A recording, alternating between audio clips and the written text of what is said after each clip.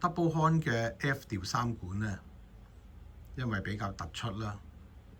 所以喺日常使用嘅過程入邊咧，都好容易受到碰撞或者擠壓㗎啦。不過咧，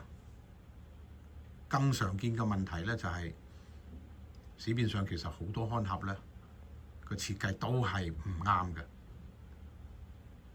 咁啊導致咧樂器喺個盒入邊咧，其實都長期受到擠壓，搞到好多圓號嘅三管咧都出事嘅。好似呢一支樂器咁樣咧，佢嘅三管又係微微咁樣低咗落去嘅，咁估計咧又係俾嘢砸過啦。咁呢個會唔會係唯一嘅問題咧？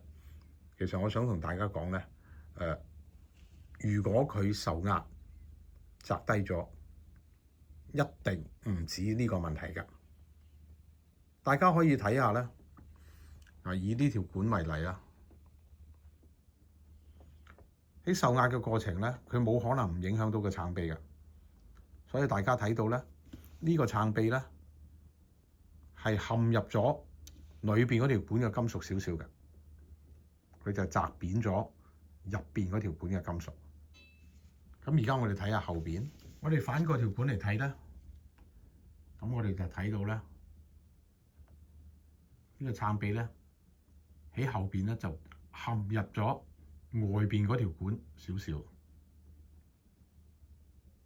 即係話咧喺條管受擠壓嘅過程咧，呢度嘅拉扯咧係令到入邊嘅管同埋外邊嘅管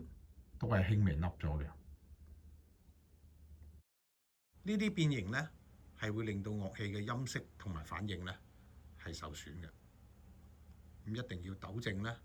支樂器先會繼續好吹㗎。